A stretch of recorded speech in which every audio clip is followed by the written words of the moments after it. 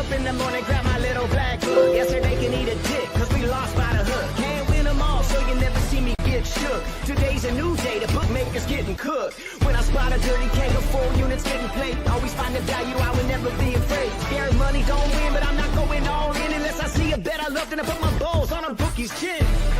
Let it all soak in, doubling my bread, winning money with my friends.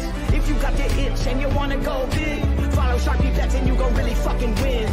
This is not financial advice, it's entertainment. But if I find the right price, believe I'm parlaying it. You can see my spreadsheet, I'm winning, not just saying it. Profit in the green every week, I'm never negative. I can bet an ace or a shitty old picture. Pick the right spots cause I'm the K-pop whisperer. Shut up when I speak until you finally get the picture. I'm the best in the world, tell me you getting richer. Fuck the bookies, fuck the bookies. FTV screaming fuck the bookies, fuck the bookies, fuck the bookies, fuck the bookies, fuck the bookies, fuck the bookies, fuck the bookies. FTV screaming fuck the bookies, fuck the bookies, fuck the bookies. Middle finger in the air screaming fuck the bookies. Let's get to the motherfucking monies. Let's get to the motherfucking monies. Gotta have Joe Boo on today. Don't really know why I decided to go with Joe Boo, but Joe Boo is the guy next to me today, as we do need our superstitious good luck charms every once in a while. Welcome to the best MLB prop show on God's green earth. It's Tuesday, so you know what that means. Today we eat as we have ribeyes with Mike. And we got at least the pitchers I'm going to talk about, as well as today I'm only going to talk 5, as there is a lot of rain today, so make sure you are checking the weather radars and not trusting RotoWire or some dumb fuck who doesn't get paid to do the weather. May has been what I have expected, guys. If we have just 3 losing days this month, and it's always the same thing. It don't matter what you did yesterday, as we are 0-0 today. So enough small talk, guys. Let's get to the monies. Do me a favor, if you haven't already, smash the like button. If you're new to this channel, please hit the subscribe button as well. What's good, LJ? What's good, chat? Let's get to the damn money. First guy we're going to talk about today is Jesus Luzardo versus the Cardinals. Morning line, 5.5 minus 120 on DraftKings. Still the same. Pitching outs are not available. Earn runs, 2.5 minus 160 juice to the under. The projected lineup is 6 righties and 3 lefties. Luzardo gets the Cardinals, who over the last 200 plate appearances versus a left-handed pitcher are walking tops in the league, striking out 23% of the time with a middle-of-the-pack ISO. Going back to 421 are these numbers. And when I see who they faced in that time span, Mackenzie Gore went 6.2 innings, had 7 strikeouts. Then the Pirates and the Mets, who don't have a lefty, I'm looking to back. Abbott went 4 innings in a rain-shortened game, yet had just 3 on 74 pitches. Then the Brewers, who don't have a lefty, and then they seen the Braves, where they missed Sale. So all in all, they seen one dog and a middle of the rotation type guy, so their 23% strikeout percentage is a tad bit fraudulent. Now Luzardo is like Gore in the fact that I used Chase for both of them. Yet when it said under on Gore, Gore went out and danced underwater and didn't get wet. Now who knows what that song is? We got to go back. Throw that in the chat. Now, in the 8 games Luzardo has played, guys, his chase metric has played out in every game, whether it being under or over. If it's pointed one way or the other, he is 8-0 to the under or over. It's been that damn simple. So let's just see what we get when we run this projected lineup. And we have 6 of the 9 guys of this projected lineup who chase, with 2 of the people who don't chase being lefties, where last year, guys, he struck out lefties at a 26% clip compared to 20% from the right-handed side. So if this is the lineup I get, there's only one way to look, guys. And like I said, he's 8-0 to the metric, and we're getting 6 of the 9. Not just 5-4, because it goes 5-4 with his metrics either which way. If it says over, he's hit the over. If it said under, it's hit the under.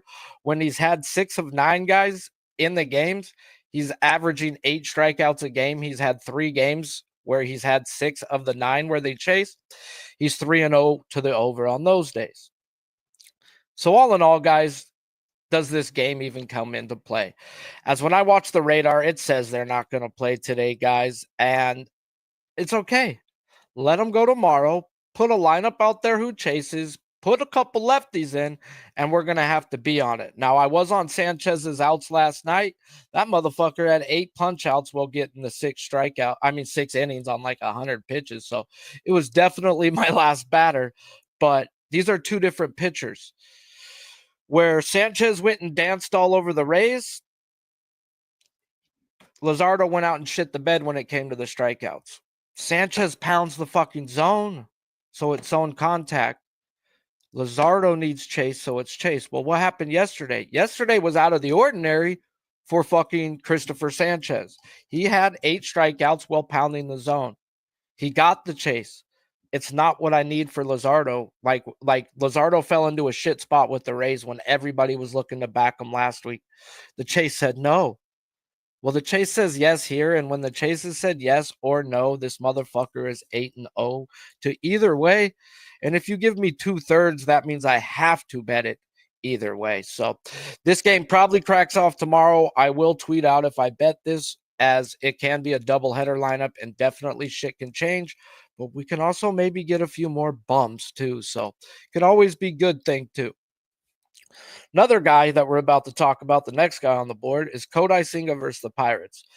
Morning line 5.5 minus 165 on DraftKings or 7+ on FanDuel. It's still the same. Pitching outs are not available. Earn runs 1.5 minus 125 to the under, where the projected lineup is 6 righties and 3 lefties. Senga gets the Pirates, who over the last 15 days versus right-handed pitching are walking above league average, striking out just 19% of the time, what happens to be 4th best in the league, yet they can't hit the broadside of a barn, as they also have the worst ISO in that time span. And I've only ran Senga 2 times this year, both versus the Diamondbacks, as I was on the over 5.5, and I took him on a little step ladder to the 6.5 the first week he faced them. And he went 4 innings, had 6 strikeouts on 60 pitches, and then shit the fucking bed and ended with 6. So I hit my main bet, missed the mini prop. And then he's seen him the week after, guys, where I'll tell you 100 fucking times, if the books fuck with a back-to-back, you better just go with the books. And this is the first time this year I seen him do that with Senga. He was a 5.5. I bet him. He hit the over. Then they drop him to a 4.5. We bet him to the under, and he got 4. So all in all, guys, I like to use chase with Senga. But the more and more I look at it, I don't think that's the metric to pay attention to. As when I look at all the lineups he has seen this year and put them on the same page, every lineup has had at least 5 of the 9 who chase, and 3 times it's been at least 2/3 of the lineup who chased, and Senga is just 1 and 2 to the over in those spots. So I'm going to have to do some more cross-checkings of these metrics on the lineups all on one page that I have and figure out what's the metric, or is it just straight up the pitch mix? Because Sale can be hurt by zone contact, but it's also that motherfucker you just run as pitch mix. So the fact that FanDuel, guys, is pointing the way to 6.5 when everyone else has a hella juice 5.5, this is the same spot that he was in versus the Diamondbacks the first time he's seen them. Facing a team who doesn't fucking strike out 19% of the time, and yet they're going to jump this man up to a 6.5 after being a 4.5 last week. The books don't do that shit, guys. And I've talked about it with Senga a lot, and a lot of these Japanese and especially the Mets pitchers, because this is DeGrom is where I first heard about it. And he talked about the electricity he gets from the home crowd. And this is serious shit with Senga, guys. His strikeout percentage is 34% career at home compared to 24% on the road. That's a drastic difference, guys. So when he gets 2 strikes, they scream for death. And he likes to oblige. So this game, guys, is also showing there is going to be a fuck ton of rain in the Northeast today, and that this game probably doesn't even get off the ground. Even better if we get a doubleheader lineup. So it gives me more time today to go through and cross-check all the lineups and try to see if I can find the metric, which has been good to him, because I've used Chase, but I haven't used it all year with him. I used it versus the Diamondbacks. And it's like, okay, it hit the first time, and then the second time was strictly just off the books bet. So this is the 3rd time where I've bet him all 3 times now. If I bet him, it's strictly the books are telling me. I'll do the work on the pitch mix, and it says it's there. And more often than not, this man is home when it happens. So looking to back Senga probably tomorrow, though, because like I said with the Philly game, is both of these games probably do not go, but they're in spots where I want to back them. Do me a favor, guys. If you like what you're hearing, smash the like button. If you're new to this channel, please hit the subscribe button as well. Oh, man. Coffee. Delicious. That's my intake of water. Spencer Swallenbach, guys. Morning line 6+ at -105 on MGM. It's still the same. Pitching out's not available. Earn runs 1.5 -180 to the over. Projected lineup is 7 lefties and 2 righties. Swallenbach gets the Nats, who over the last 15 days are walking below league average, striking out 23% of the time with a bottom 10 ISO. And when I look at Swallenbach's metrics, we see a guy who pounds the zone, so I've been using zone contact. And if you go by the team metrics Swallenbach has seen, he's seen some fucking dogs this year, guys, as the D-backs, Blue Jays, Cardinals, and Phillies are all top 8 in the league when it comes to zone contact. But yet, when we look at all the lineups he has faced, only 3 times has it had 6 of the 9 who have had bad zone contact in the lineup, and he is 2-1 to the over, averaging 8 strikeouts in his wins. Now, this is the same division, yet he's only seen them 1 time in his career last year, going 5 innings with 5 strikeouts versus a way different Nationals team. So let's run this projected lineup, guys, and I come up with 5 guys who are worse than league average at zone contact. I like 2/3 of the lineup, so the lean is the over. Though the one thing that does scare me here, guys, is the amount of lefties that they are projecting in this lineup, as it is 7 lefties projected. Swallenbach, through his short career, granted it's almost a full season now, is only striking out lefties at a 21% clip compared to 28% from the right-handed side. So even if they add one more bad zone contact guy, this would be a half unit bet for me. The half unit would be strictly on the amount of lefties that are in this lineup that I got to pay attention to, not just the zone contact. All in all, guys, I think this game gets in. They may push it back 30 minutes to an hour, but it does show it opening up. So that game should get in. Now, this game right here, it's like, fuck me running. Dylan Cease versus the Angels. Morning line 7.5 -135 on BetMGM. It's still the same. Pitching out 17.5 -145 to the over. Now -165. His earned runs -125 to the under at 1.5.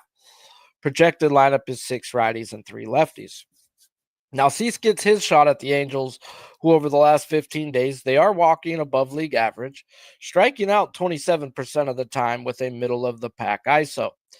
And we're coming off taking King yesterday, as we just took him to the 7.5, bet him for a unit, and he got 8 through 5 innings, and then he fell apart. All good, he paid us. And now it's Cease's turn versus these bum-ass team of the West. And Cease has been money, guys, when we look at the chase. And to be real, Cease has not had a good matchup since opening day. And the same thing that we used with Chase, guys, is Michael King. But Michael King had a lot of past history to override some of the guys that didn't chase. Now, since then, with looking at all of his lineups on one team, guys, he's only seen one team who's had at least 6 of the 9 who chased. Otherwise, it's been 5 of the 9 pointing to the under or the over, or worse than that. And he is 2-2 to the over in those spots. So do we have a spot to get in, guys? As the books seem to think they got to put him at a number, guys, that they know no one's going to bet the over. They're going to see what King just did and sees coming off of his best game of the year is not a 7.5 at even money. No, you're getting heavy fucking juice on the 7.5. So it's literally like they jumped him up 3 strikeouts from what he was last week. And I get it, guys. It's over or nothing. But the amount of chase in this lineup, guys, is just not enough for me to get in at the moment. We do have 5 guys who don't chase. Now, one of those 5 has struck out half of his 24 at-bats to Cease. So we can flip it to 5-4 in his favor.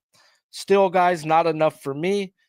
to get in the spot right at the moment. Now, what they have been doing is putting in this new kid that came up last night.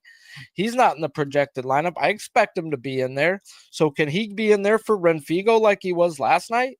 Can we get Chenal out for the day? Maybe even Ward? Because those are the guys that chase, that make good contact, and that don't chase. So if I can get one of them guys out, then I will pay up the juice. I'll get in. I get it, guys, what the books are doing. They have to put them at a number and add some juice because no one's going to bet the fucking under here, and they've got to give their self an out.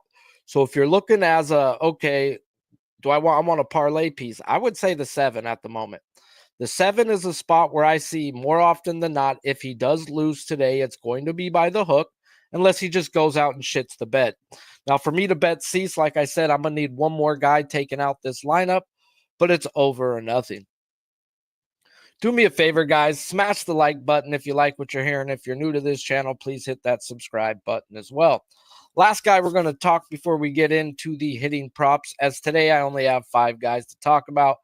I only bet on certain guys. It's just the way I do it, and it's worked for me. Robbie Ray, guys, gets the Diamondbacks, whereas morning line is 4.5 minus 165 on DraftKings. It's now minus 152 on FanDuel. Pitching out 17.5 minus 150 to the over, now minus 125. Earn runs 2.5 minus 150 to the under. Projected lineup is 7 righties, 2 lefties.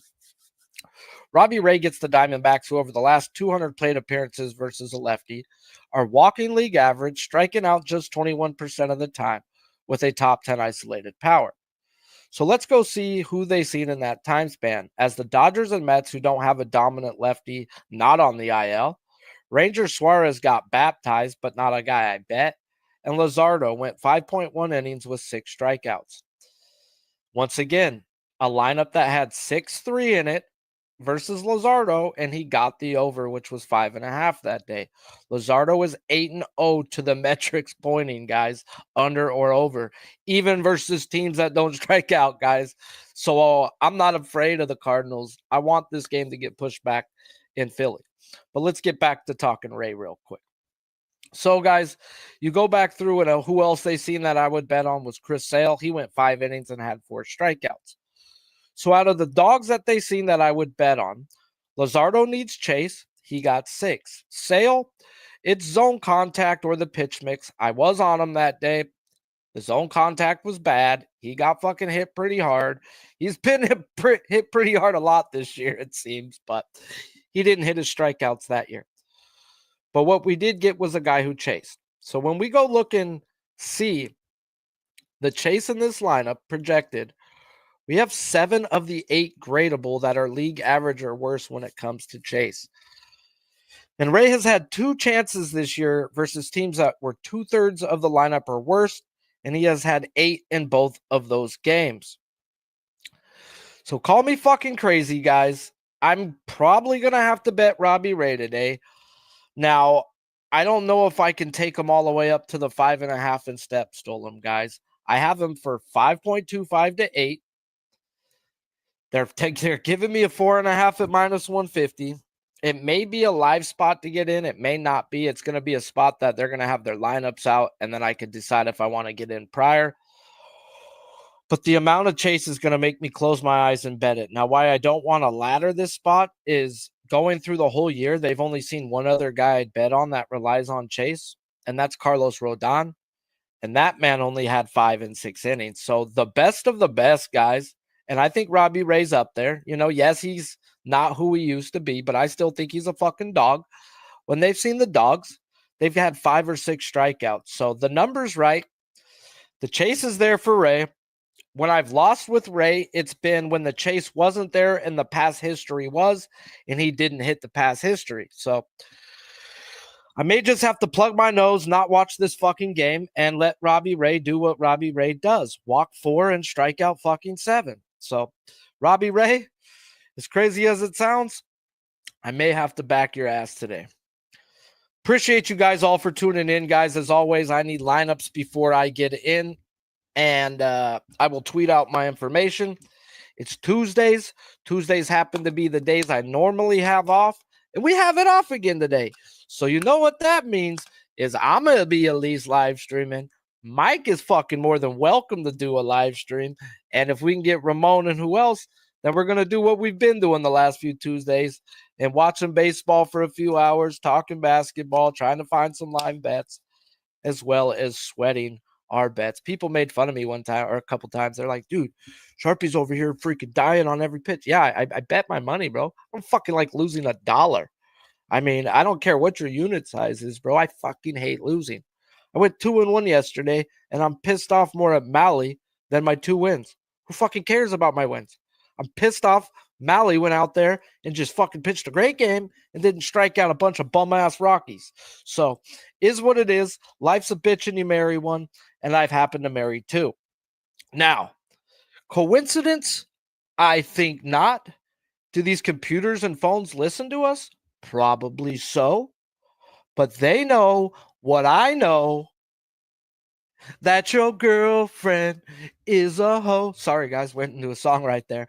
But yeah, they know about the Megalodon. What I'm saying, guys, is the other day I popped my computer on for the morning to do my work. And what's my back screen, guys? It's a 70-foot shark. Megalodon, the size of really 2 school buses. Are they extinct?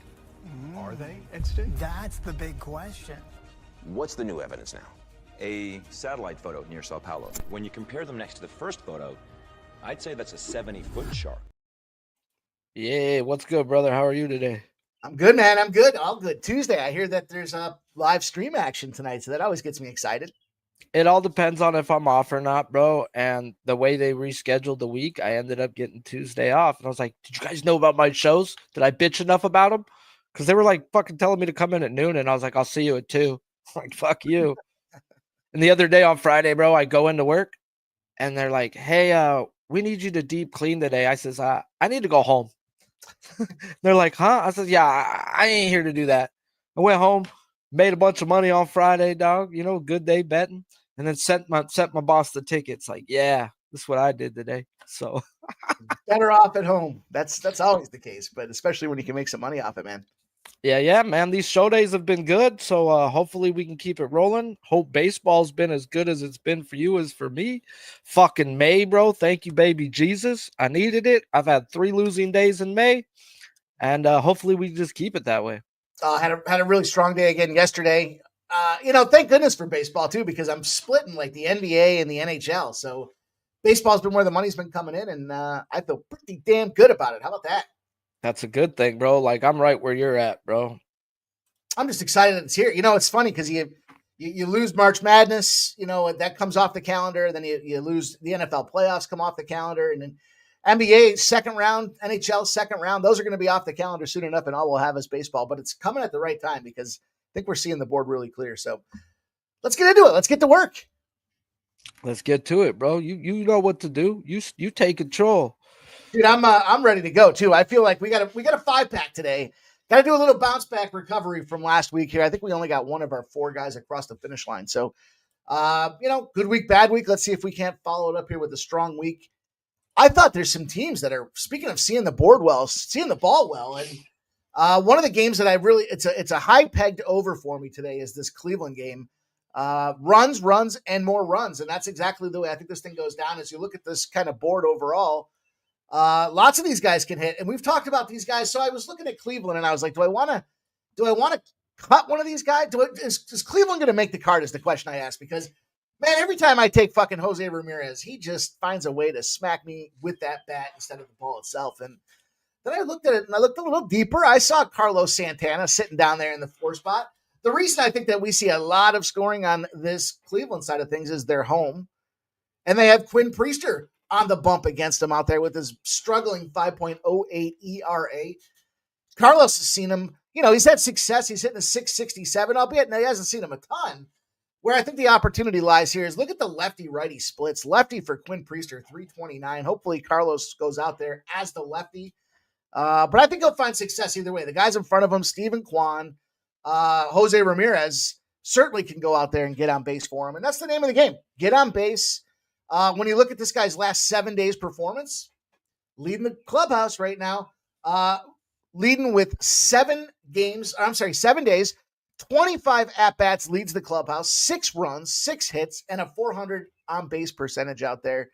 Those numbers are pretty monstrous across Major League Baseball, and we're going to go away from our guy, Jose Ramirez. Plus 135. It's the low end of the spectrum, but we'll start low and we'll finish big at the end of this thing here. Plus 135, Carlos Santana to get the ribeye for us. I checked the weather in that. There may be a little shower before the game starts, but it's going to open up and be just fine for hours. So and then it looks like the wind looks like it's blowing out and left a little bit too in that side. So we'll see. Yeah, they're going to run, I think, 8 lefties, 7 lefties versus that fucker, bro.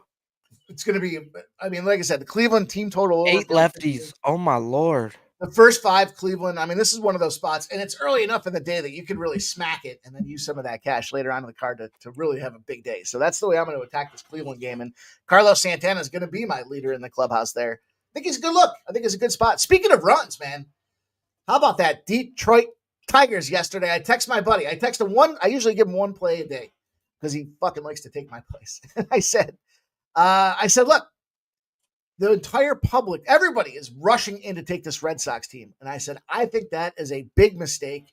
I said, the numbers, the metrics, the pitching matchup, the batting matchup, everything was a Detroit spot. I don't know why everybody was jumping in on the other side of this thing. And I won't do it again. I'm taking the Tigers. I'm going back to them here. I'm looking, though, at down the list. A lot of guys, by the way, on this Tigers team as well. Kind of the similarity with the picks today. All these guys can get on base. Kerry Carpenter, Riley Green. But I'm going to go to the king of the home runs last night in Gleyber Torres.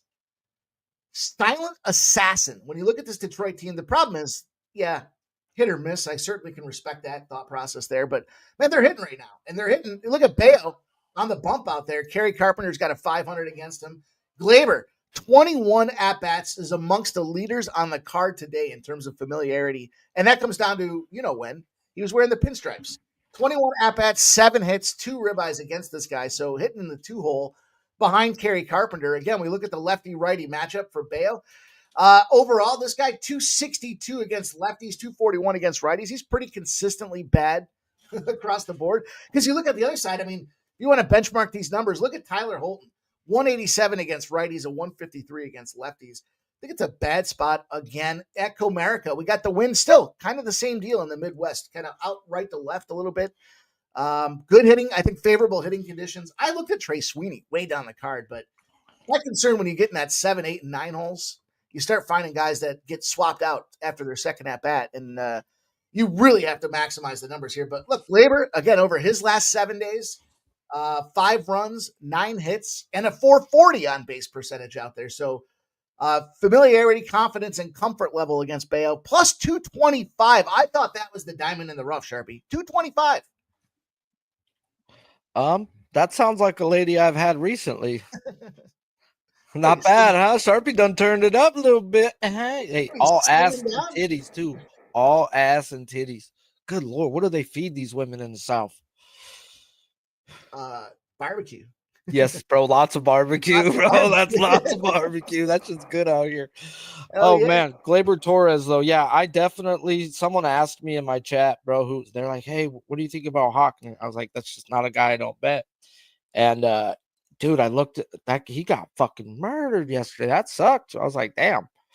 But, damn, you were against him, huh? You made that money yesterday. I did. But it wasn't pitching oriented. It was just, like I said, the metrics to me, I mean, I guess it was a little bit of the pitching element to it, but I saw the reverse line movement going on. It just didn't add up. It didn't make sense. I saw some great trends.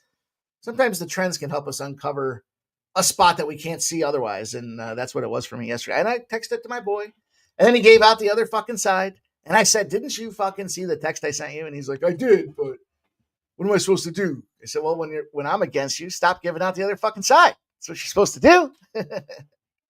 Yeah, or you at least track how you do versus that guy. Yeah. Like when me and Spin go against each other, it's literally a coin toss. It's 50-50. So it's not. I think we're a little bit more than a coin toss, but yeah, I mean, that's the way it goes. I get it. I was just fucking with him. But that's why I don't talk to a lot of people, bro, because they poison my mind and I'll start tracking it like, oh, fuck, bro, they're on what I'm on. Every time they're on, I lose. Not to mention names, but when 2 people would be on the same bet I was on an old show I used to go to, I was like, oh, fuck, I have to cash out. I would lose every fucking time. It was just too public, you know. Obviously, it's public to the sharp cappers. We think we're sharp, but we ain't sharper than these multi-billion-dollar books, bro. And when 5-6 people who do this shit all day think they're gonna have the same advantage, oh fuck me. Right. It doesn't work out that way. No, that's why last thing I do is want to listen to anybody. I don't want to see anybody else's plays. I don't want to listen to anybody else's plays. I'm capping a fucking vacuum here. Yeah, if I'm wrong or right, I don't fucking care. I do care because I'm gonna lose money. Sure. I'm not giving out picks, but I'll then reevaluate what I did wrong. Then if I'm on the other side of you, I got to root against you too, and I don't like to do that. So I'd rather just not know. That's it for me. Yeah, I get it. I just hate to root. Then I got to give you the shitty text message afterwards that says, "I told you not to fade me." I mean, every time I'm against you, I tell you could get a home run. I just want to strike out. Yeah, You're betting an RBI. I'm betting strikeouts. These aren't correlated. These aren't. We can both. Speaking of home runs, bro, We've done league leading, tied with Aaron Judge, Schwarbaum's. Man, our guy at plus 3,000 there was quite the play given out. I saw you tweet that. I retweeted it too. I said, man, we were talked about it. I didn't give it out, bro. I didn't bet it. We just said, bro, you talked about how hot he was doing. And I was like, bro, he's a guy who gets better month by month every year through his career. If he's having his best April, what's going to happen? It's just going to get better. And a couple people actually in the chat bet it, bro. There's one guy who got like plus 38,000, 3,800. Yeah. That's nuts. And he does it again and again. It's ironic that you're talking about my guy Schwarbaum because I'm going to talk about this Phillies team here in a spot that I found on this lineup. And it's not Schwarber. Should be Schwarber. I mean, geez, you could just blindly play this guy and he's probably going to knock in a good amount of runs just through osmosis. But look, Bryce Harper got a haircut. Bryce Harper's trying to change his luck out there. I don't know if you saw that. He got rid of the long hair and he's got himself he's trying to channel his inner Nick Sirianni to bring the good vibes to this club. And the St. Louis, I was going to say Arizona Cardinals, the St. Louis Cardinals coming to town here. Sonny Gray. Good thing about Sonny Gray is we got some guys that have seen Sonny Gray. And look, Alec Bohm. Problem is down in that 8 spot. He's hitting a 455. He's got 11 at-bats and 5 smacks on this guy, but nobody has more than Trey Turner. I think across the whole Major League Baseball card today. I talked earlier about the 21 spot with Gleyber Torres. Trey Turner's got 23 at-bats against Sonny Gray. It's not just at-bats. He's got 9 hits. He's driven in 3 runs. He's hitting a 391. And how about this? You talk about this batting or this team.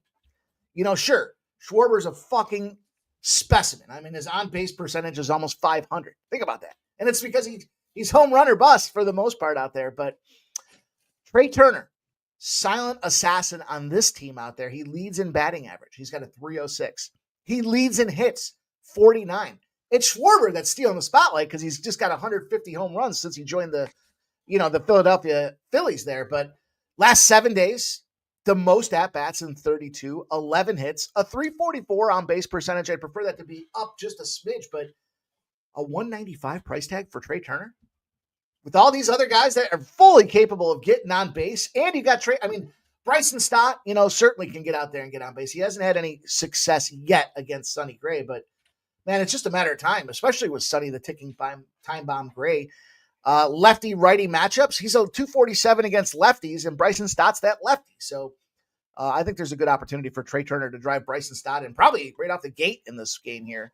I think, again, we see the Phillies bounce back. Phillies, by the way, they got Jesus going on the bump. You don't mess with Jesus. And look, they're a bounce back team. They're one of the best teams. I think they're 32-9 in their last 41 spots where they've lost the home game. The next game they come back and fire. They lost yesterday. Keep your eyes on that. There was some line movement against them late in the day.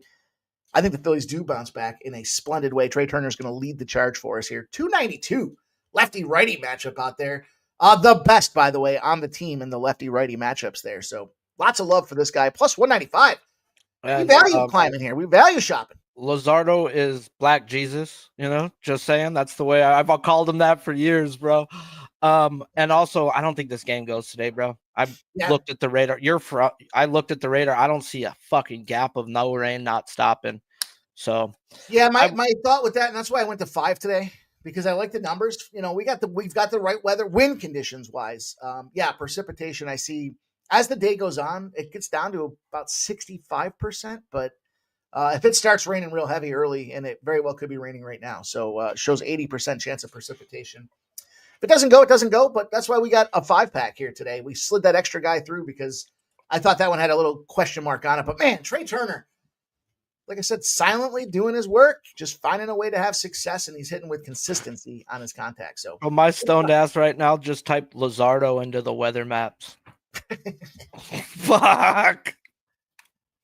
Well, I'll tell you what. Let's go out west. I don't like having too many games stacked up. The middle, I kind of thought was tough. Tampa Bay spots out there. I was looking at Yandy Diaz. A ton of success with batter pitcher combinations. Texas, I like Josh Smith, but he's buried down there like 8-9 in the order. I looked at Houston. I looked at Altuve for Houston. Houston hit or miss with the bats, but holy fuck, these guys got 100 runs in their last 3 games with the San Diego Padres, and they took a loss last night. So you think they're motivated? Now, it happens. Teams leaving Coors Field. Those weather elements change. I talked about this yesterday on my show. I said 2 things that are tough to do after you leave Coors. 1 is cocktail, and 2 is smack a golf club. So you can hit a golf ball 45 or 450 yards with a driver in at altitude, and then you get down to sea level, and it's tough to get to 300 again. So it's like, man, that rotational shift, that change is something that affects these teams, and it affected the Padres yesterday. They caught a lead. I was able to cash out on a couple of spots, but man, they blew a big parlay for me. You know who's not blowing it, though? Manny Machado. Why not? Plus 150 price tag for Manny at this point. I mean, I'll tell you what, 7 days, 12 hits, 4 ribbies. Stacked lineup out there. San Diego, motivated situation to try to bounce back after that loss. They do bounce back. That's important because, if you're at a minus 200, the books aren't dropping this number showing fear. They're saying, hey, Petco, 10-mile-an-hour winds, kind of left to right out. Not really. It's more across the plate than I think it goes out today. But the 3 spot out there, best part about it, who are the 2 guys in front of him? And I know a lot of guys like Jackson Merrill. I get it. But against Jose Soriano, he's only seen him twice. He's had no contact. In front of Manny, though, come Fernando Tatis, Louis Arise, and then there's our guy, Big Manny, Man Dog, trying to go eat these guys. Man Hunter against Jose Soriano, plus 150. Good spot, good price tag, good spot in the lineup. No way Jackson Merrill's going to clean up his RBIs out there and leave. I think what happens today is Manny's the guy that takes him from Jackson, and everyone's going, shit, Manny Machado, why didn't I play him? We're playing him. We're playing him at plus 150. I fucking love your energy, bro. He's like, this is why, because he's going to take your food off the table tonight. Been there long enough, man. You know how it goes. I mean, San Diego's firing missiles, dude. Even losing last night, they still put up a shitload of runs. So, the Angels are bad, bro. Yeah. They're bad. Like, golly. Well, they came off that series. Was it against Toronto? They didn't look good at all. But they won a couple of games. They found some win. And, yeah, you get some wins out of these guys. I think they're like one of those teams like the Minnesota Twins where they'll get a little run going. Like, they're not the league worst.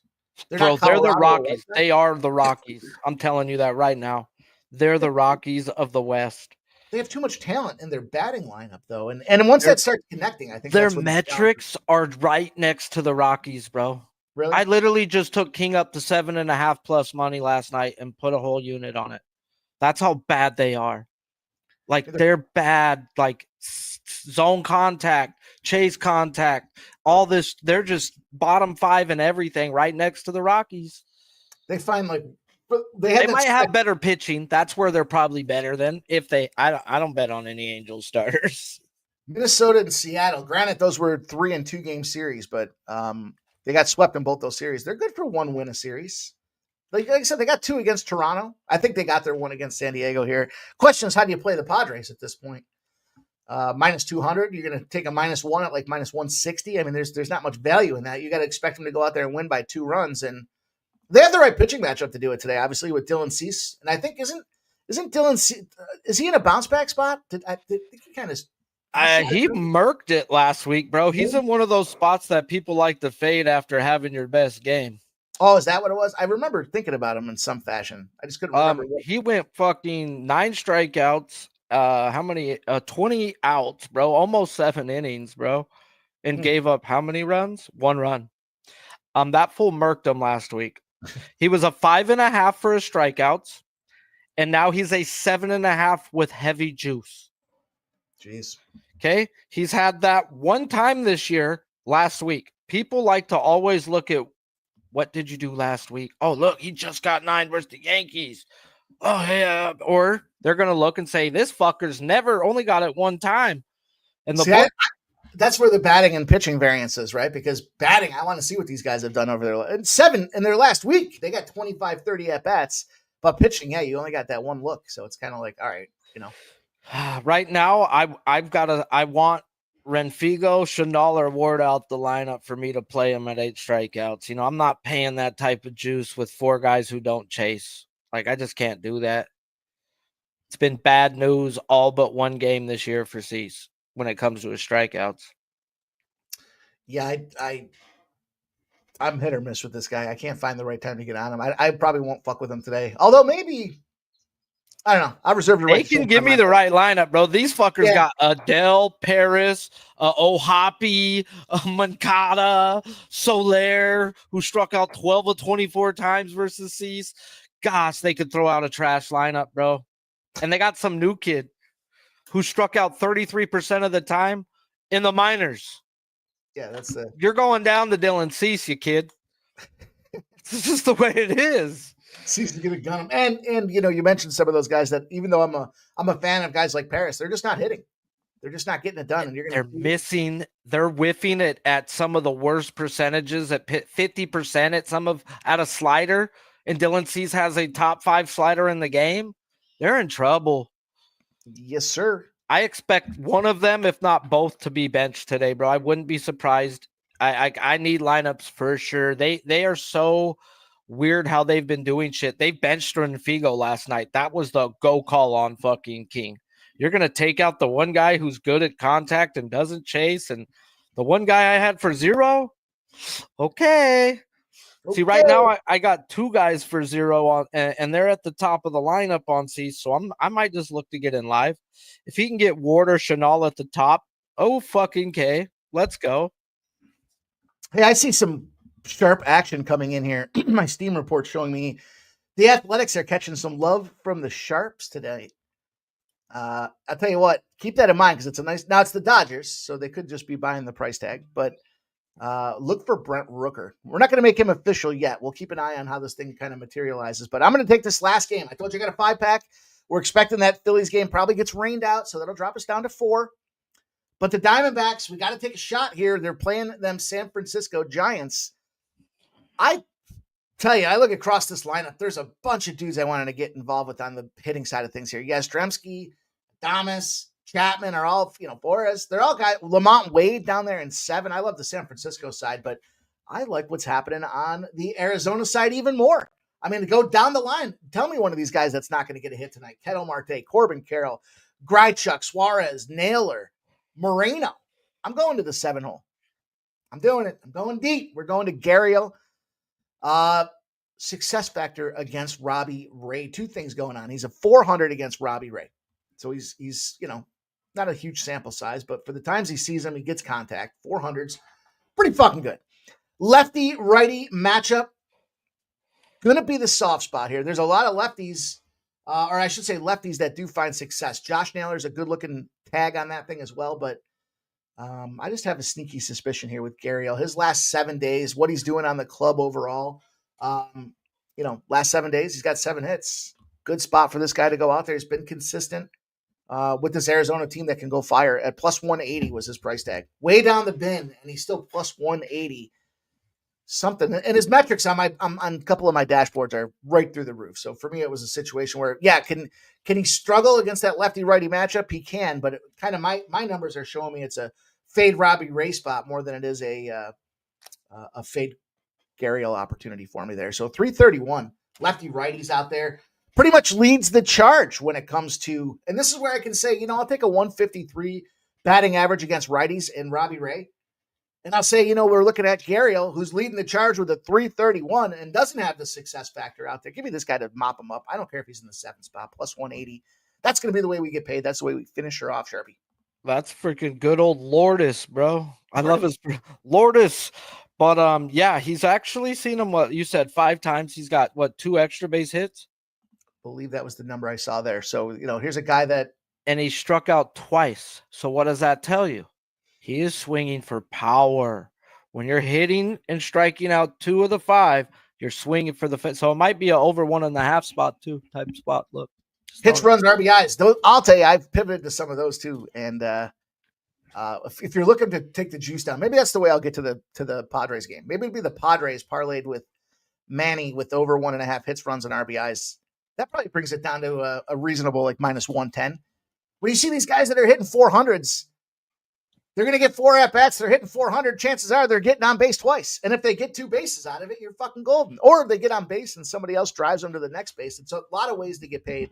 Those are great little parlay pieces to help bring down the price tag. So that's something to keep in mind as well. Well, it's my off day. I'm going to take me a fucking fat gravity and take a nap. And then I'm going to wake up and watch me fucking Mikey's show, because you better be watching that shit. Yeah, and right. then we're going to live stream tonight. Why?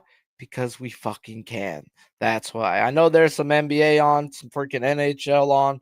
I like baseball. I'll bet other shit too.